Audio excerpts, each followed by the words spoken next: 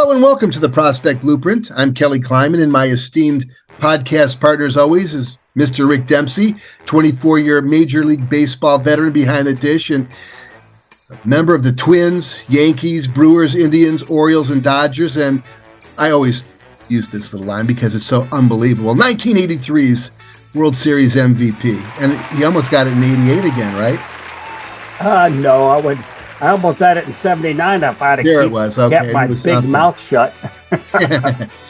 So I challenged them to run, and I threw them out, and then they stopped running, and they had an extra out per inning, and so they put it together and came back and beat us after we were up 1.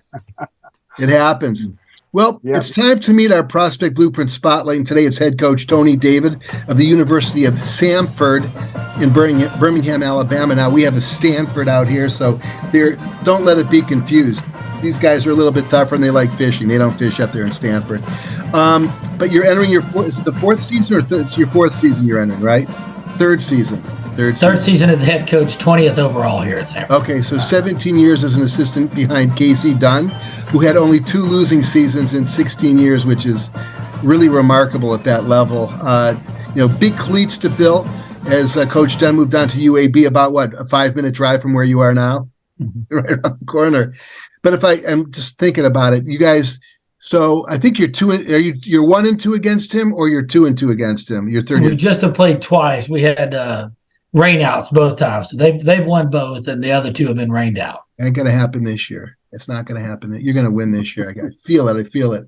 Anyway, last year you guys had a great season. You won 37 ball games. You took the Southern Conference with nearly a 600 winning percentage. So congratulations to you, and welcome to our show. Tony David of the University of Samford Bulldog baseball team is in the house. I'm excited about it. I appreciate the opportunity to be on with you guys and spend a little time talking baseball. Pleasure. Tony, what did you say? 20 years you spent as an assistant coach or something, looking for your own head coaching job, but finally it came around. Take us through that, how that whole thing happened after such a long time. Yeah, it was 17 as an assistant. Now this will be my 20th overall here at Samford. We came in here together as a staff, and like everyone that does that, you're expecting big things and great things to happen fast. And our head coach was an SEC guy and had had a great playing career at Auburn, and so the kind of the conventional wisdom where we would come in and do enough and win enough, and he was gonna move on to those greener pastures. So after my first season here, I was given an opportunity to return to my alma mater at South Alabama, and I played for Coach Steve Kittrell, who would be happy to discuss with anybody, but I think is the best to ever do it at any level. And so I had an opportunity to play for him, and I wanted to go back and coach for him. I was a volunteer assistant there initially, and then had an opportunity to go back down there, be the recruiting coordinator, and take that over, and was excited about that prospect. And then sat down with our athletic director at the time here, Bob Roller, who was great to me. And I became officially the head coach in waiting, with an emphasis on the waiting. So we felt like, maybe that would be that remark. We thought maybe a couple of years, and then, we were fortunate here in that time to where we were winning. We had a great community. I love Samford. I love every aspect of what Samford is and what it represents. But we've had a few opportunities over the years as a family. I love what I do. I love coaching. But I am a father and a husband that coaches baseball. And there were some opportunities that came along where School X was a Division I job that offered the head coaching job, but they didn't have club volleyball within 90 miles, and I had 2 volleyball playing daughters, and I wasn't going to do that to them. So there were situations like that, but always in the end, it was about, I wasn't looking to escape from anywhere. We loved it here. Yeah. And, you just hope that the time would come, that the opportunity would present itself, and it finally did. Interesting. Well, it finally did, and so did fall. But fall means you get an opportunity to go out and check out all your new recruits, and get an idea of what you have. What does your team look like so far this year? What are your strengths? What are the holes that you got to fill? In today's world of college baseball, it's kind of projecting your roster from year to year is right significantly tougher than it used to be. And we've when you add the portal in and as you're trying to project losses, it just becomes a little tougher. And we made it through the summer really well there. We lost 3 juniors pitchers to the MLB in July. Our top starter, our Friday night guy, was actually Jacob Craven, was a 6th round pick by the Orioles. Yeah. And then our closer A and closer B also ended up going to the Dodgers and to the Astros. So we lost some depth. We were anticipating 2 of those guys, but not all 3. So we return a lot of our guys. We obviously had the monster finish to last year, and we had to win a triple header on championship day because of the weather. And we won 3 games in one day to advance. Unreal. And won the regional game at Southern Miss when they were 13th in the country. So we're building off of a lot. We lost those 3 guys on the mound. One other junior that got into medical school selfishly and is going off to do that. And but we returned the bulk of our lineup. I am an optimist by nature on the baseball world and a positive reinforcement guy. So I'm generally a glass is 3/4 full, but we returned the majority of our lineup. We set a record with home runs last year. I think we're going to really be able to hit it. Defense is a real area of priority for me. We've had 2 great defensive teams. I think we'll really be able to catch it. We've got some depth on the mound, which is difficult at our level, in particular with our departures. But we had 2 of the best closers in the country last year, and they both could have returned, and they both didn't. One of those, a real big surprise late. So we got to figure out who's going to get those last 3 outs. That's kind of my biggest concern right now. Yeah, it's got to be a necessity, absolutely. When you get hit in your pitching staff like you've been hit, very important to have a good closer and somebody to back him up. But more than that, your starters, you lost a couple starters, I think you said earlier. And so what's it going to be like for you now? Do you know if you have some guys that are going to be able to fill those holes for you? We do. I think I feel great about where we are with our starting potential rotation. I think, we've got a couple of guys that are, I think, true Friday type guys in our league. And then we have a number of what I would call Saturday guys. We've got some depth. I think the floor of our pitching staff is much higher than it's ever been. Our Friday guy was 4th in the nation in strikeouts. He had just an absurd dominant year. We don't, that's hard to replace, but we have a new guy that came in, Brooks Rice. There's a junior college transfer that spent his first year at LSU. That is, he's a 94, 96 mile an hour guy that has a really good breaking ball, that has Friday night stuff because he has multiple pitches and is extended, but it's real swing and miss stuff. He's a guy that, again, I think we all like this, but when it's a 1-run game in the 9th, I would really like to only have to field 1 ground ball.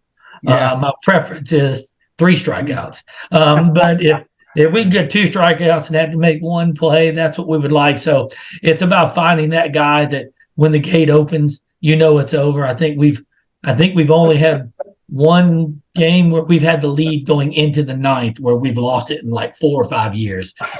So I'd like to put my best guy either on Friday or closer and the other guy on Friday and then figure the rest of the staff out from there. Yeah. That's a good coach. You're greedy about it already, Tony. I love it. Go ahead, Cal. You guys certainly do not pad your schedule. You do face some really tough teams. Aside from UAB, which is right around the corner, if that's your answer, but you play a strong schedule. So kudos to you. Which teams do your boys get the most fired up about? We went to LSU last year and played a 3-game series there. That schedule was made to go play a really good team in an incredible environment. Yeah. Then everything changed, and the world of transfer portal and NIL and they became a real buzzsaw. Yeah. I played against them in college a couple of years ago, and but that was my first opportunity to go down and play against those guys. And they were an incredible baseball team, and Coach Johnson, those guys do an incredible job. So we played them early on too. They were really, really playing well. So when you go into that environment, we play Auburn and Alabama and Mississippi State every year. That's not nothing, but they're kind of used to playing those against those schools, but they still get excited for them, and playing those guys. Kentucky comes to us this year. We play them this year. Went to LSU last year. Next year we go to Tennessee for 3 games. Mm-hmm. So we want to challenge them in those ways. When you get into league play, league's what matters, right? So there's a certain level of excitement. You've got your built-in rivalries and all of those things. But for us, we want to schedule tough. I want to schedule tough because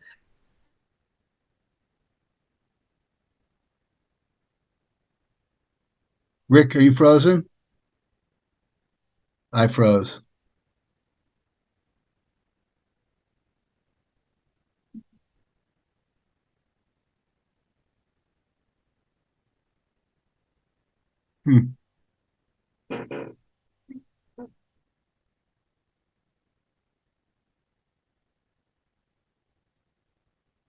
Four times in the last 11. Our next charge is to make a super regional. We were really close last year. We beat Southern Miss in the first round of the NCAA tournament.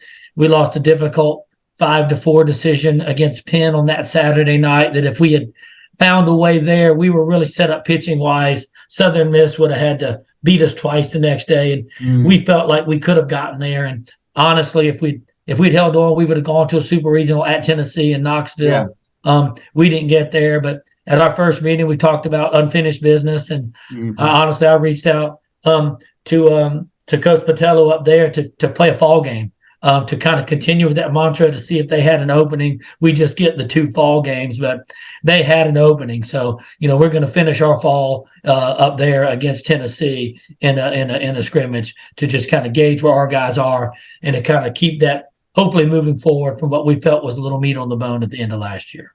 Sure. Tony, everybody says you always find a way to put a lot of power in your lineup. I know you finished 23rd in college baseball with 103 home runs. Those are pretty darn good numbers. Are you going to be able to do that this year? Or do you have a lot of that power coming back, or do you got to find some to fill in? We've got a lot of it coming back. Most of those guys, John Anderson, our third base, was a transfer from Georgia Tech, hit 22 home runs last year. And we had a freshman who was the freshman of the year in our league. Lucas Steele hit 16, and Josh Rodriguez hit 12, and Garrett Staten hit 10 and 9. So we've got a bunch of those guys that are returning now. A year from now, it'll be a more interesting conversation. But this year, all those guys are coming back. So we feel like we've got a power. Now we do. From a recruiting standpoint, I think the only way that you can maintain success from a year-to-year standpoint is to have the ability to evaluate talent for young kids, bring your guys in, develop them, and have that core group from year to year that play. And that's how you can average 36 wins a season for a long haul. Yeah. We will treat the portal as a Band-Aid. When we have surprise losses, this year was surprise in the draft, one departure in the portal. And so when we have those guys, we're going to use the Band-Aid. If we lose an older guy we were expecting to have here, then we're going to go out and get another older guy. But, we've had a great amount of success in terms of developing our own players here. We don't mass recruit. We're not over-signing. We don't have 65 guys on our roster this fall. We've got our guys. We believe they could come in and play at this level, and if they've got deficiencies, then it's our job to attack those and make them better and try to develop them as players. You're still on there, Rick. Okay, well, all right. Well, Tony, let me know.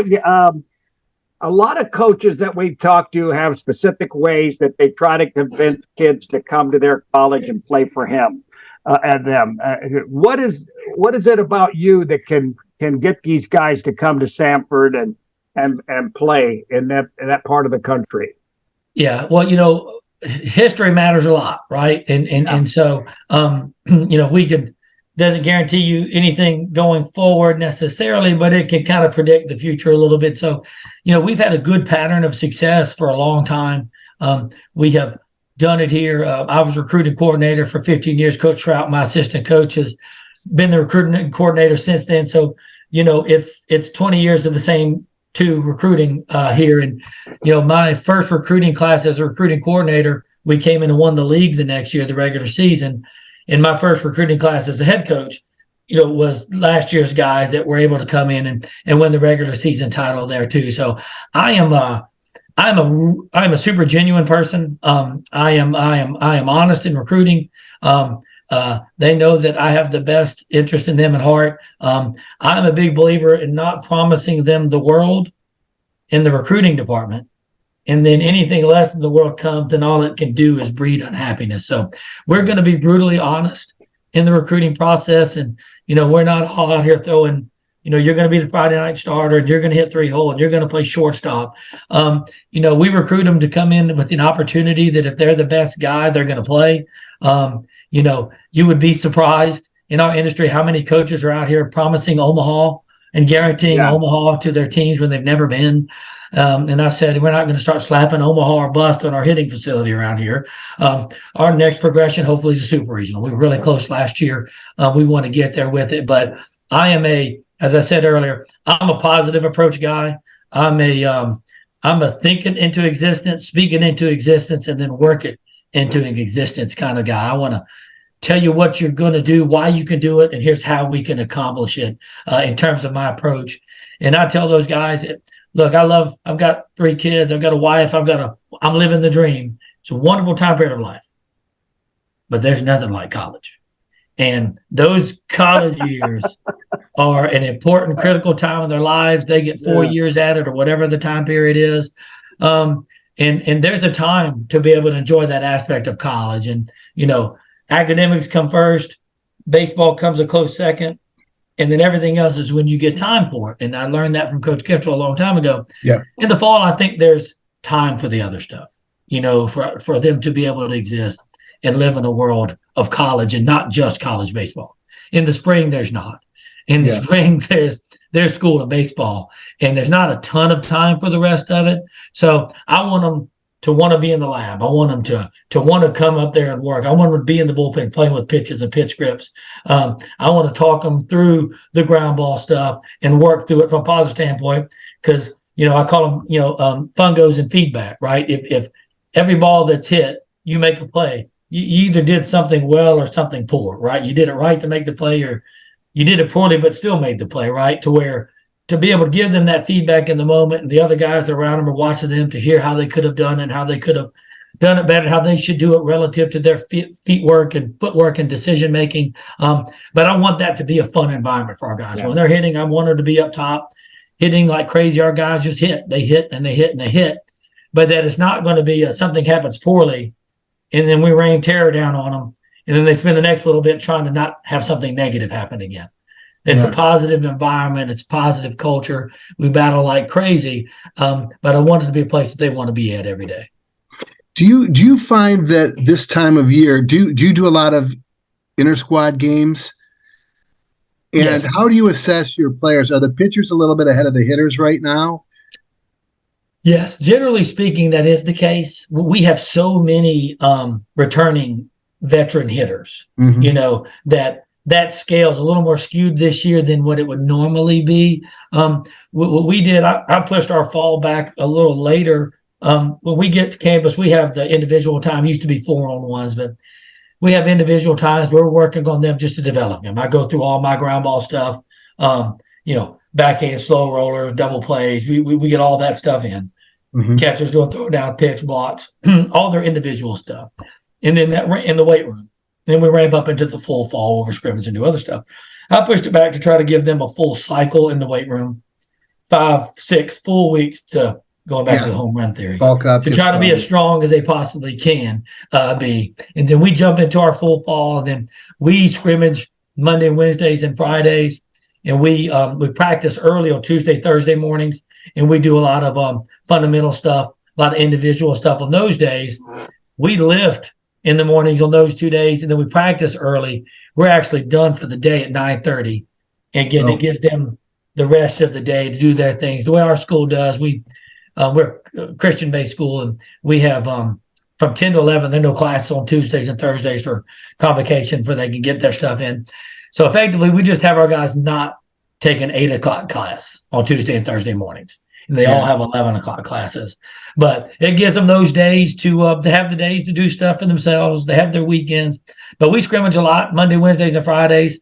There's some long days to get all those pitchers in, to get out there with it. And it's one of those things in the inter-squad days, you really kind of want your guys on the mound to dominate. And the down-the-line guys or guys that you want to develop, on some days you kind of want your guys to hit those guys. It's hard to – or maybe you make a good pitch and the guy has a good approach and hits a laser and somebody makes a great defensive play. That's the perfect scenario. But usually, like everything else, somebody's going to win, right? The pitchers are going to either have the leg up or the hitters are that. I'm not going to say the team or the player, but I've had the privilege of watching some inter-squad games, and I noticed that the coaches and the pitchers who are in rehab were calling the balls and strikes. They have a Little League World Series strike zone, I think, to give confidence to the pitchers. Look at it. It's like, wow. It's like clearly skewed to give these guys confidence, but it's important. But let's stay on the confidence thing because you guys had a great record. But I've noticed looking at a lot of schools, when I check out their record, I look at their roster, I go through the stats, I go through their metrics, and I do it for virtually every college in the D1 level, a lot of them in D2 during the course of a year. That road game is a tough one to get over on. A lot of really good teams do not have winning records on the road. What's the key to winning on the road? And is it more of a younger roster type situation where they just don't adapt well to playing on the road? Can you put your finger on it? A lot of times on Tuesdays in particular, you've got travel, right? When the travel factors into it, they're younger. They don't feel it like I feel it when we're getting off the bus at some of these places, but it factors in. On the weekends, it doesn't factor in quite as much because you're going up there the day before, but most people, for the most part, cater their roster to their field and to their league and how they build their team, right? If you're playing at a large place or a pro type park, then you're going to be a pitching and defense type of place. Our league is a power league. You have to hit the ball over the fence to have success on a year in, year out basis in our league.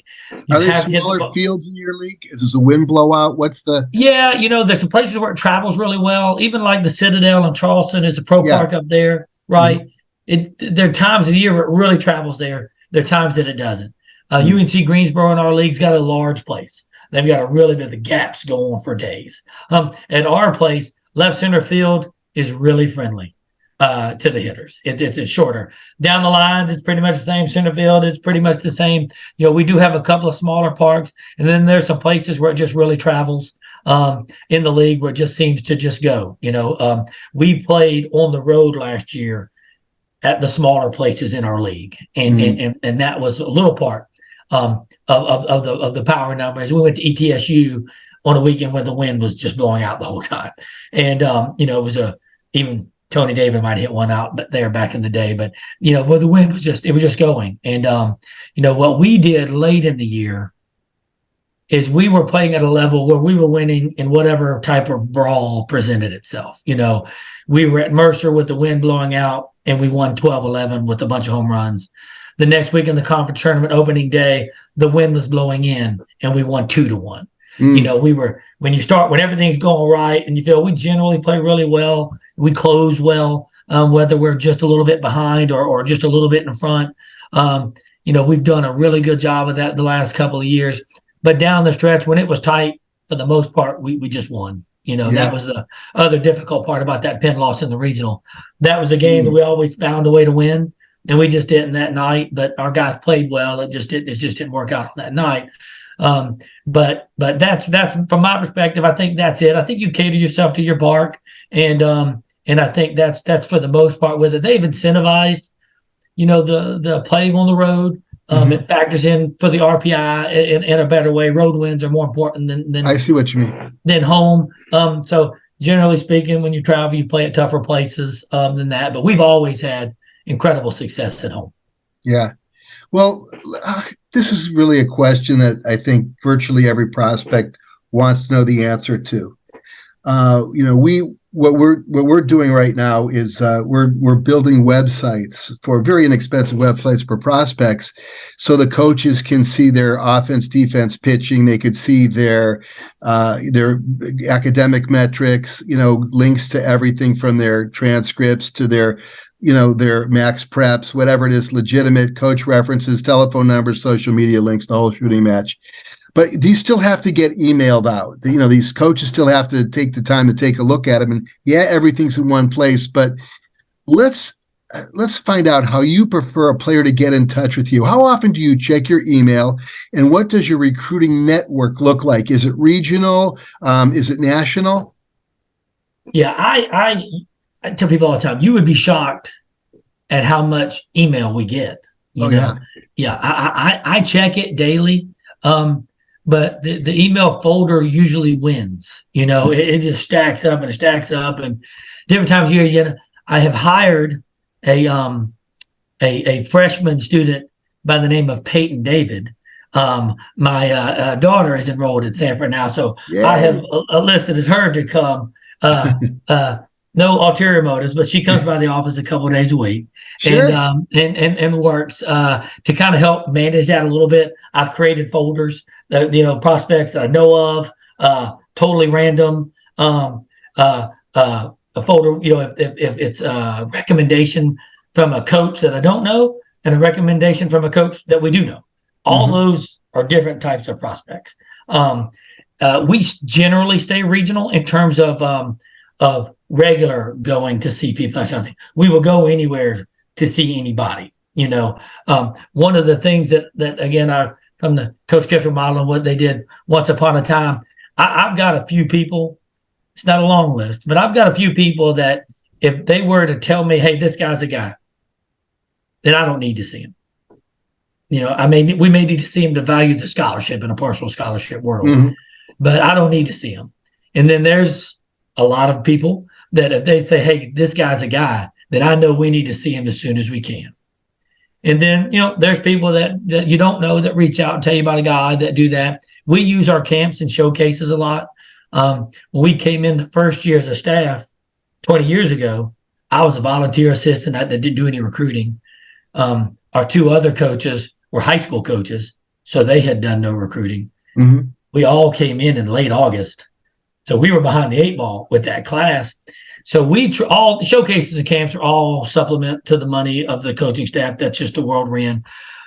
But they're also tools in recruiting, and so that first year, we had a showcase to try to get people to come to our campus so we could see some players, some prospects. Yeah. And, we signed what's still maybe the best player we ever had is a guy named Mikey Marseco came to that very first showcase. So I think I've always viewed that differently from a tool standpoint, to try to get them on campus. And, so for us, we use our network of people. We go out, we see random, we certainly do that.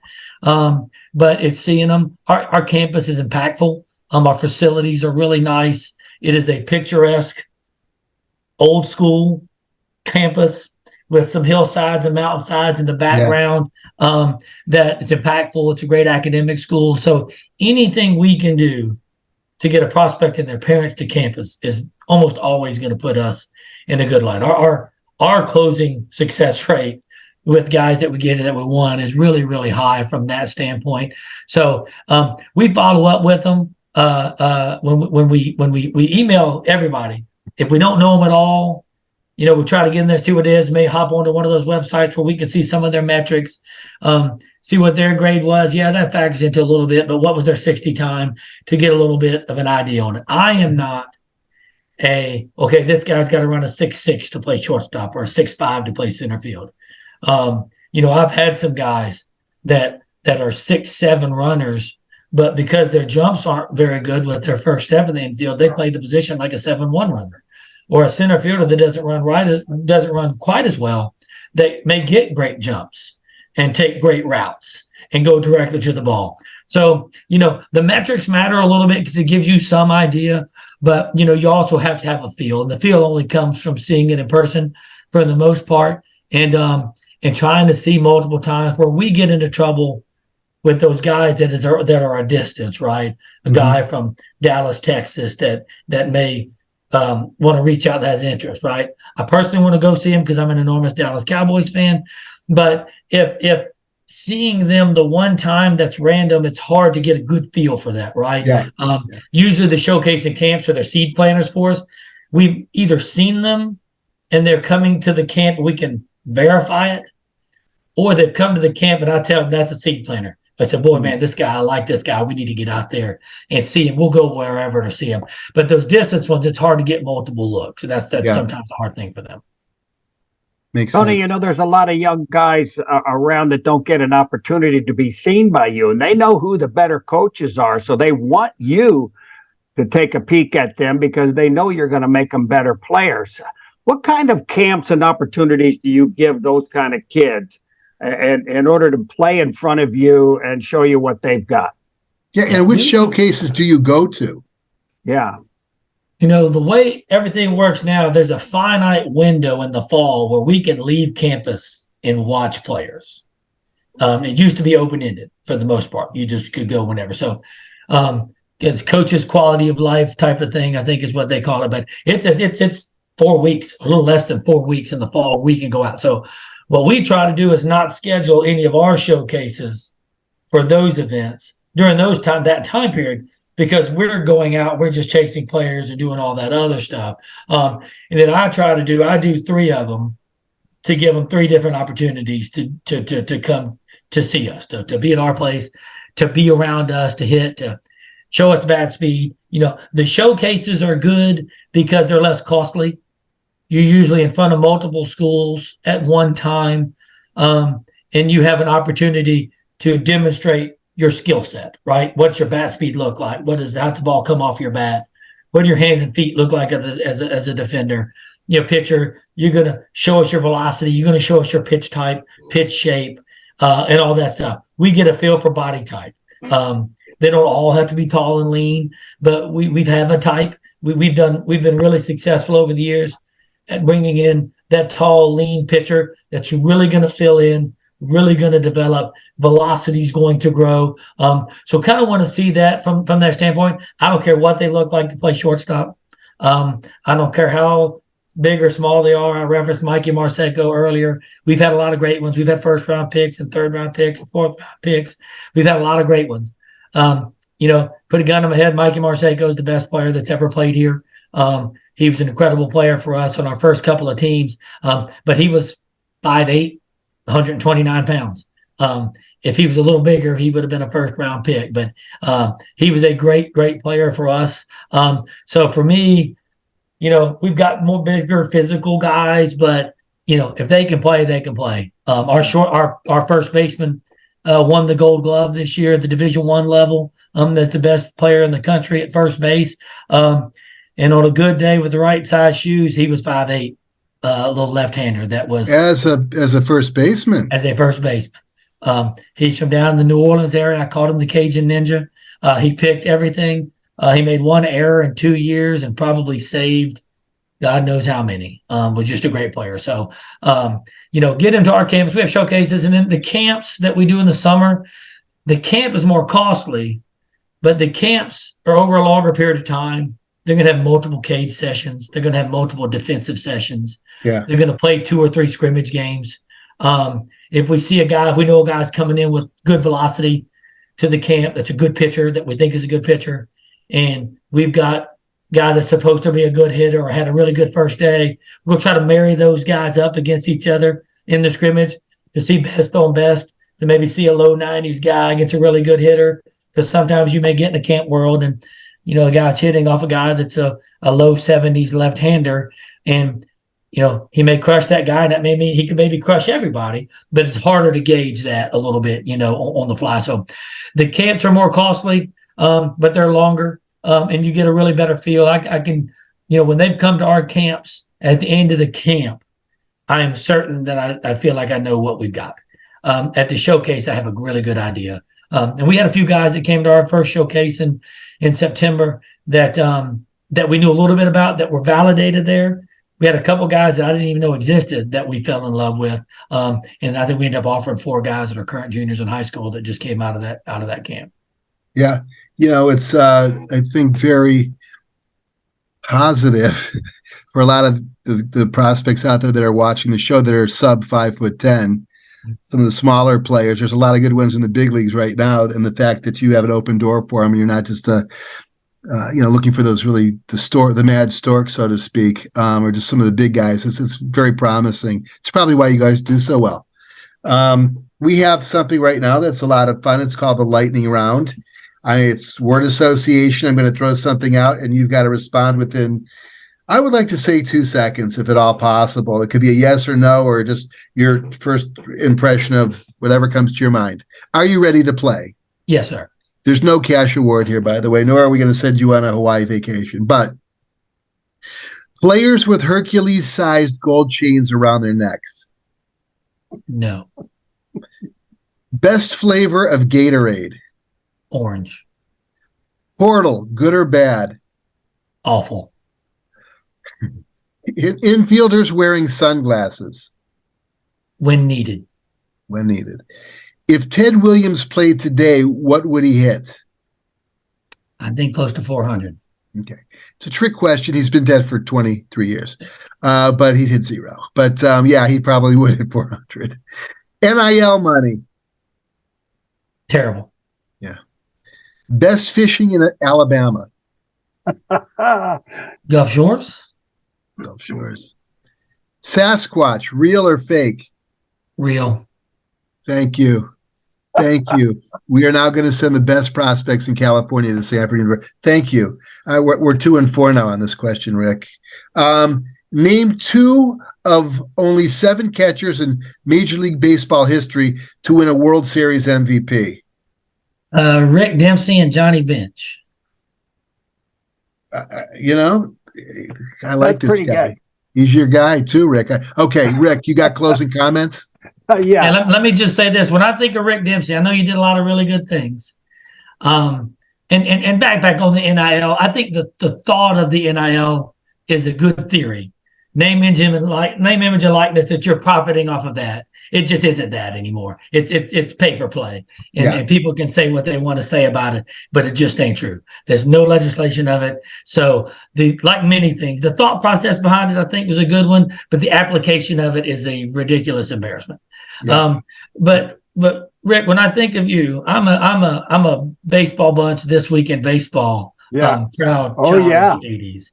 I think of the trip around the covered field with the belly stuffed, sliding around the bases. So I know you did a lot of other good things, World Series MVP and champion and all that. But my first instinct when I think of you is that. But I'm sorry, go ahead. Well, I'll tell you, Coach, I learned from my coaches in high school, don't fool around when you're losing. But when you're winning, yes, if you ever want to do something like that, that's the only time you're ever going to get away with it without them wanting to kill you or throw you off the team. But we had a lot of good times in Baltimore because we were always winning. So when it came to running around the tarp and doing a pantomime of Babe Ruth calling a home run, it was pretty well accepted by everybody, but short-lived. I did it a couple of times, and then that was good enough for me. Because I got to a major league interview from the Orioles, and one of the writers says, do we want a manager who's going to run around the tarp during rain delays? And at that point, I said, I don't think I ever want to talk about it again. But anyway, okay, my question to you, Coach. I've been watching this analytical approach to every position in Major League Baseball.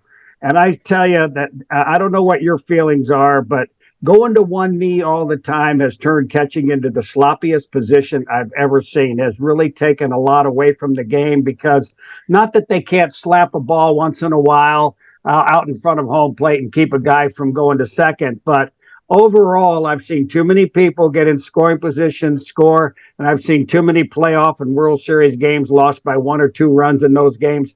and it's horrible. And I wanted to know what your thoughts are about the kind of catcher that you're going to have on your ball club.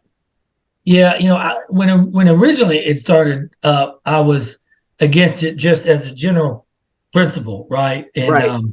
And there's some aspects of the world that I'm still an old codger about, and so but as we've gotten into it, it's really for our guys. It's just been a feel. We've had guys that don't do it, and the guys that have pretty much always done it now. You get into the point now where the guys that have gotten to you, they've only done it from a knee primarily, and they stood up. We've only had a couple that have tried to do that where they've thrown. Our guy last year would go from a knee, and he would go from a knee at all times, and he threw from there. He's a fifth-year guy. Cade Driver's a great player for us. He caught all 27 of those innings on that triple header day and the championship day last year. Lord. I asked him late in the second game, "How are you feeling?" And he looked at me and he said, "Does it matter?" And I said, "Well, I'd like to know." I said, "Well, we maybe not start you for the next one, but let you finish it. We can maybe." But my hope is that you feel good enough to go. And he did. So Caden, he did it. He was a great player and a warrior and a leader for us. Yeah.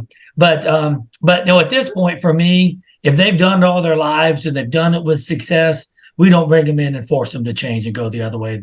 Even if I feel like it should feel better for them, that's such a nuanced thing.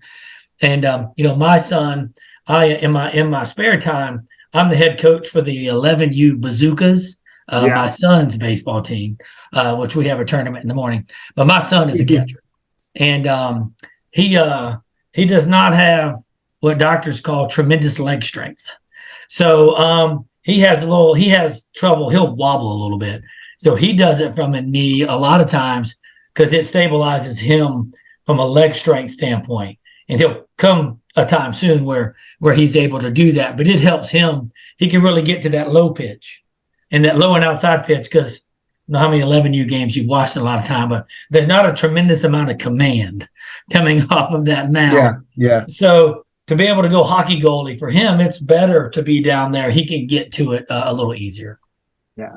That's a little the argument I'm hearing, is that there, we had Mike SoCon as well. It was just amazing listening to Rick and Mike talk about it. And, just squaring up to the ball, old school style seems to be the best way, but kids are beginning to, and coaches are beginning to teach some other, roundabout ways of trying to get some of those balls that really have a lot of play, a lot of drop.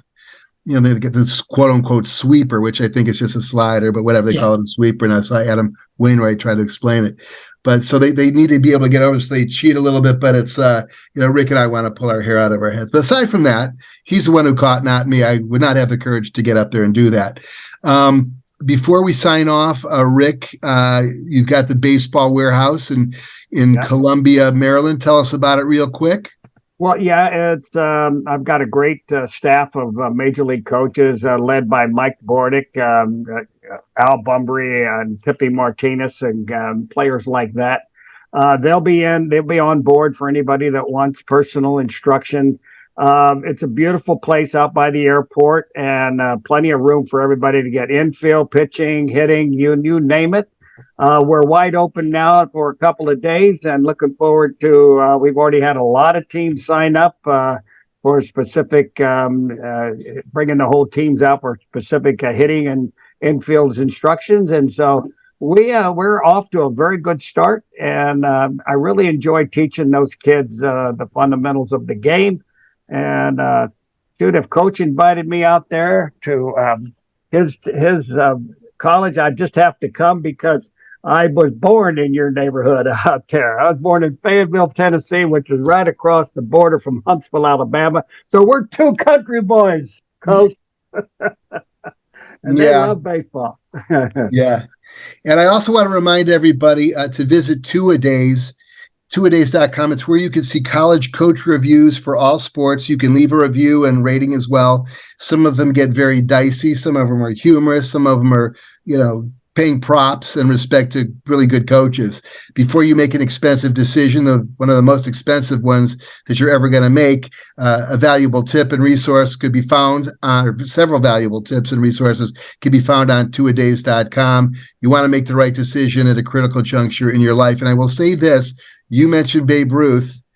Now and Rick, you might remember this, but one of the gals who works at twoadays.com, her grandfather was the infielder, was a second baseman for the Chicago Cubs when Babe Ruth did the called shot.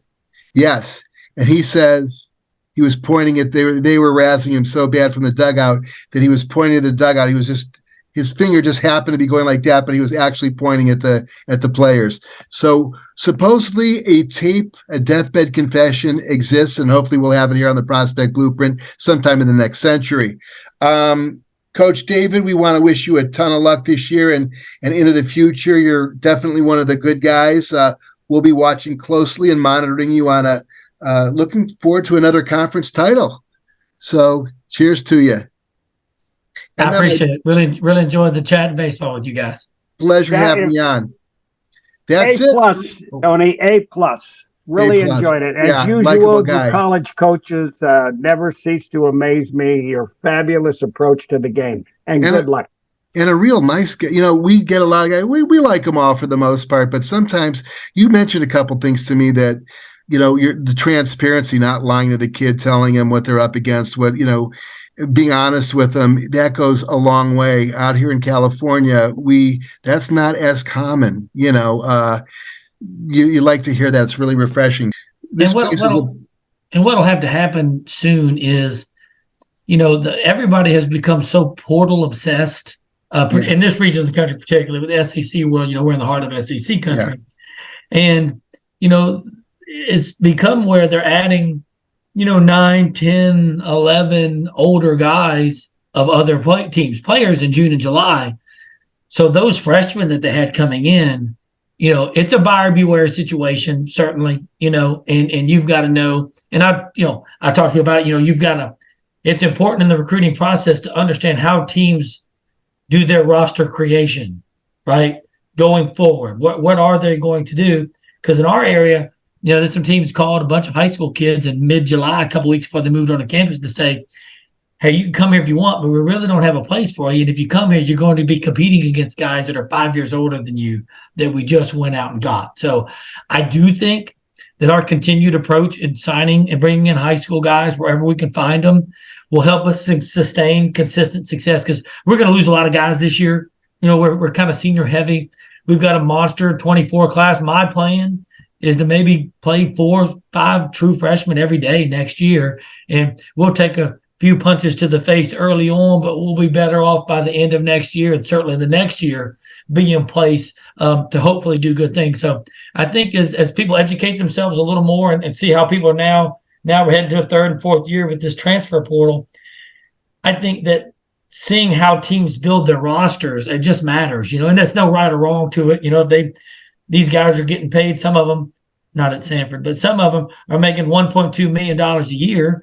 And if they are about to get fired, if they don't get all these guys in right now, then they're going to get all these guys in right now. So they need to build their roster however they need to build it. I don't think it's a right or wrong, but I think sustained success comes from bringing in your own guys. And I think more and more high school guys are going to be, generally high school guys' dad is the one that thinks Johnny's going to go to Auburn and start at shortstop over all these transfers, right?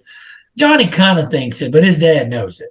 And I think as time will go on here in the next couple of years, I think more and more people will educate themselves about going a different route and not getting themselves in that meat grinder of these places with a bunch of transfers and with 60 kids on the roster that are just scrimmaging and only kind of scrimmaging and not necessarily developing. And you get better by playing, but you got to, like these schools that have one assistant that's out on the road all the time, right? Or 2 out on the road all the time. They're out there for games and practices. Well, I don't care what anybody says. You can't develop as a player if I don't watch you as a shortstop do it, see what you did right and wrong, and I'm there to be able to go over it with you the next day at practice. pitching, catching, whatever. That's how the development process works. And I think sometimes we get too obsessed with next year. Next year is a part of the job, right? You got to be ready for next year. But we become so obsessed with next year that the guys that are there now don't develop at a rate that they should. And so I think our high school, bringing in our high school guys, I think will continue. And I think places like ours, and again, not a right or wrong, but mine and his, I think that will help us, I think, going forward. That's the best social media post I think I've had so far. But that's it for Rick and myself. Work hard and get great grades, because everyone can't be a Rick Dempsey and play in the majors for 24 years. For all of us at the Prospect Blueprint, Coach David, Mr. Rick Dempsey, have a great night.